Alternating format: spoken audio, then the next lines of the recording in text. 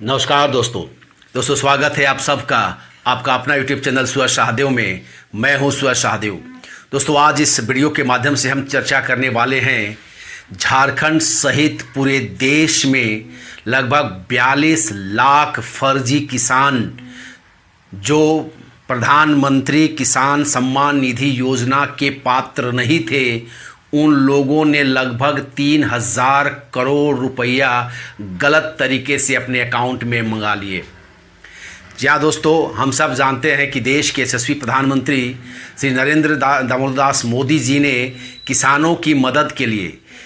एक प्रधानमंत्री किसान सम्मान निधि योजना की 1 दिसंबर 2018 में इसको शुरू की थी और उसके तहत प्रत्येक किसानों को, जो गरीब किसान हैं, मंझोले किसान हैं, जिनकी इनकम बहुत ज़्यादा नहीं है, वैसे किसानों की मदद करने के लिए साल में 6,000 रुपये की सहायता भेजती है। 2-2 हज़ार रुपये हर 4 महीना में 3 किस्तों में उनके खाते में भेजी जाती है और यह पैसा सीधे उनके खाते में आ जाता है। अभी तक जो जानकारी है दोस्तों, मोदी जी की सरकार ने लगभग 8 किस्तें किसानों के खाते में भेज चुकी है और यह लगभग 1 से 1.5 लाख करोड़ रुपया की राशि बनती है दोस्तों, जो किसानों के खाते में किसानों की मदद के लिए, ताकि किसान भूख से ना मरे, ताकि किसान को बीज खरीदने में, खाद खरीदने में किसी प्रकार की कोई समस्या का सामना ना करना पड़े, इसके तहत उनके खाते में भेजी गई थी। लेकिन दोस्तों, देश भारत में भी ऐसे लोग अभी भी रहते हैं जो फर्जीवाड़ा करके जिन किसानों के, गरीब किसानों के खाते में पैसे जाने चाहिए थे, उस पैसे को फर्जीवाड़ा करके अपने खाते में मंगा लिए हैं और अब भारत सरकार उन पैसों को वसूलने का काम शुरू कर दी है। एक स्टैंडर्ड ऑपरेशनल गाइडलाइंस तैयार की है, दिशा निर्देश तैयार की है और राज्य सरकारों को जुलाई में एक सूचना दी है और कहा है कि इस पैसे को वसूल किया जाए और वो कृषि विभाग, हर राज्य का जो कृषि विभाग है, वैसे किसानों, फर्जी किसानों को वो पता लगा रहे हैं और पैसा वसूल रहे हैं। ऐसा कहा जाता है कि अभी पैसा ही वसूला जा रहा है, बाद में उनके खिलाफ कड़ी कार्रवाई भी की जा सकती है। दोस्तों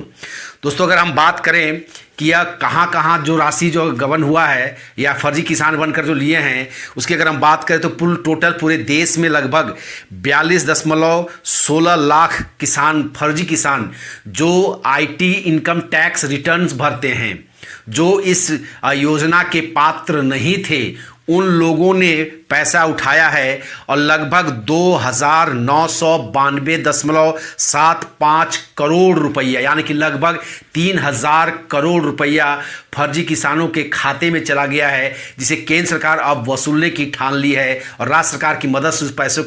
पैसे को वसूला भी जा रहा है। दोस्तों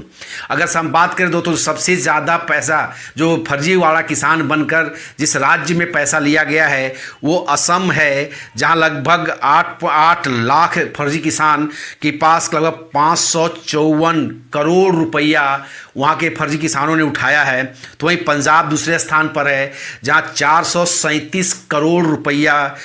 फर्जी किसानों के खाते में चला गया है। तो वहीं महाराष्ट्र तीसरे नंबर में है, जहाँ 357 करोड़ रुपया। तो तमिलनाडु चौथे नंबर पर है, जहाँ 340 करोड़ रुपया। तो उत्तर प्रदेश 258 करोड़ रुपया, गुजरात में 220 करोड़ रुपया फर्जी किसानों के खाते में गया है। तो वहीं मध्य प्रदेश में 195 करोड़ रुपया, तो राजस्थान में 144 करोड़ रुपया, तो वहीं कर्नाटका में 129 करोड़ रुपया अब तक गया है। दोस्तों तो अगर हम वेस्ट बंगाल की बात करें दोस्तों, जो अभी वहाँ पर किसानों के खाते में पैसा जा रहा है और अभी शुरुआत होने के बावजूद भी लगभग 76,000 रुपया किसानों ने वहाँ पर भी फर्जीवाड़े करके अपने खाते में डाल लिया है। तो अगर हम झारखंड की बात करें दोस्तों, तो झारखंड में लगभग 13,44,54,000 रुपया फर्जीवाड़े जो किसान हैं उनके खाते में गया है और जो झारखंड में जो किसानों की संख्या है, जो तो फर्जीवाड़ा किसान है, उनकी संख्या है 18,236 फर्जीवाड़े किसान हैं। सबसे ज़्यादा जो फर्जीवाड़ा किसान जो पाए गए हैं, जो इनकम टैक्स भरते हैं इसके योग्य नहीं है या पात्र नहीं है, वो धनबाद में है दोस्तों, जो लगभग 668 फर्जीवाड़े किसान वहाँ पर चिन्हित किए गए हैं और उनके खातों में लगभग 39.72 लाख रुपया उनके खाते में भेजा गया है। वहीं अगर हम बात करें दोस्तों तो गढ़वा में कुछ नाबालिग जो बच्चे हैं उनके खाते में भी पैसा डाल दिया गया है और लगभग 28,000 रुपया वहाँ पर 12 साल, 13 साल, 15 साल, 21 साल जो नाबालिग है उनके खाते में डाल दिया गया है। जो दूसरी बात है दोस्तों, झारखंड में कुछ ऐसे परिवार भी मिले हैं जो इनकम टैक्स भरते हैं या कई ऐसे सदस्य हैं जो एक ही परिवार के सदस्य हैं, उनके खाते में पैसा चला गया है दोस्तों। ऐसे बताया जाता है दोस्तों कि शुरू में जब आधार कार्ड और इनकम टैक्स की जांच होने लगी तो लगभग 1,000 लोग अयोग्य पाए गए, जो इसके पात्र नहीं थे, योग्य नहीं थे, फिर भी उनके खाते में पैसा चला गया था। जब केंद्र सरकार ने इस पर जांच शुरू की तो ये बहुत बड़ा फर्जीवाड़ा निकला। लगभग 42 लाख किसान इस पर फर्जीवाड़े के रूप में चिन्हित किए गए दोस्तों। अगर हम बात करें तो ये किस प्रकार से किसान इस पर अपना पैसा या अपने ऑनलाइन रजिस्टर्ड कराते हैं, तो यहाँ ऑनलाइन और ऑफलाइन दोनों ही तरीके से किसान इस निधि योजना में लाभ लेने के लिए लाभार्थी के रूप में अपना नाम रजिस्टर्ड कराते हैं। तो एक प्रधानमंत्री किसान सम्मान निधि पोर्टल पर ऑनलाइन जा करके या ऑफलाइन जा करके भी इस पर आवेदन किया जाता है। उसमें एक घोषणा पत्र जारी करनी पड़ती है, जिसमें कि जो किसान इसका लाभ उठाते हैं उन्हें एक घोषणा पत्र देना पड़ता है और उसमें उनको बताना पड़ता है कि उनकी कितनी ज़मीन और कहाँ पर उनकी ज़मीन है, उनकी आर्थिक स्थिति कैसी है, क्या वो इनकम टैक्स भरते हैं या नहीं भरते हैं, ये सारी जानकारी उनको देना पड़ता है। साथ ही साथ उनको अपना आधार नंबर उनको देना पड़ता है और बैंक डिटेल्स, जो धन योजना के तहत जो प्रधानमंत्री ने लोगों को बैंक खाते खोलने के लिए प्रोत्साहित किया था, वो बैंक डिटेल देना पड़ता है कि बैंक में आपका कितनी राशि जमा है, कितना आप निकासी करते हैं या कितना लेन देन चलता है, ट्रांजैक्शन क्या है बैंक में, ये सारी जानकारी आपको उस पोर्टल में जाकर जमा करना पड़ता है।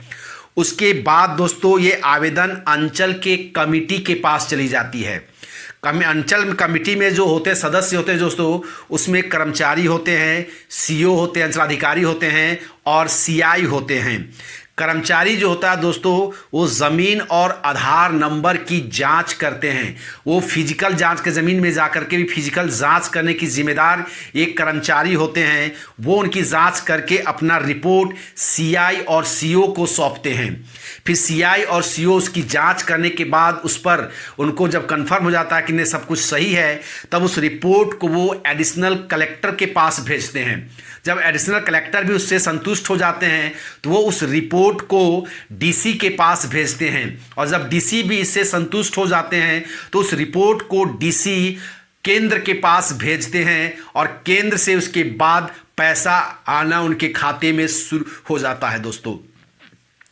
लेकिन दोस्तों जिस प्रकार से उनका आधार नंबर का, उनका बैंक खाते का, उनका इनकम टैक्स का घोषणा पत्र में जो घोषणा किए हैं वो लोग, इन सब की या फिजिकल ज़मीन जगह की फिजिकल जा करके जो कर्मचारी को करना होता है, मुझे लगता है कि ऐसी जांच इन लोगों के द्वारा नहीं की गई है और जिसका परिणाम है कि इतने बड़े फर्जीवाड़े किसान जो असली किसानों से जो पैसा जाता उस पैसे को अपने खाते में मंगा लिए हैं और ले लिए हैं दोस्तों। मुझे लगता है कि दोस्तों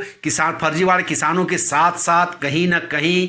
कार्रवाई जो है कर्मचारी पर, सीओ पर और सीआई पर भी होनी चाहिए। जो जिम्मेदारी इनको दी गई है उस जिम्मेदारी को इन लोगों ने बखूबी नहीं निभाया है। कहीं ऐसा ना हो कि कर्मचारी या सीआई सीओ का साठगांठ नीचे के लोगों के साथ हो गया हो और फर्जीवाड़ा किसानों को कुछ परसेंटेज लेकर के, कुछ कट मनी लेकर के इन लोगों ने फर्जीवाड़ा किसान को भी योग्य बना दिया और एक इतनी बड़ी रकम लगभग 3,000 करोड़ रुपया का एक प्रकार से फर्जीवाड़े के करके अपने खाते में मंगा लिया गया दोस्तों। अब देखना रिसर्च होगा दोस्तों कि इस पर पैसा वसूल कर पाती है या नहीं। पैसा अगर वसूल करने के बाद केंद्र सरकार फर्जीवाड़े किसानों पर क्या कार्रवाई करती है, फिर किसानों पर कार्रवाई करने के साथ ही साथ क्या कर्मचारी सीआई सीओ इन पर भी एडिशनल कलेक्टर या डीसी इन पर भी कोई कार्रवाई की जाएगी या नहीं की जाएगी, देखना दिलचस्प होगा दोस्तों। अगर इस पर किसी भी प्रकार का कोई डेवलपमेंट होगा दोस्तों तो मैं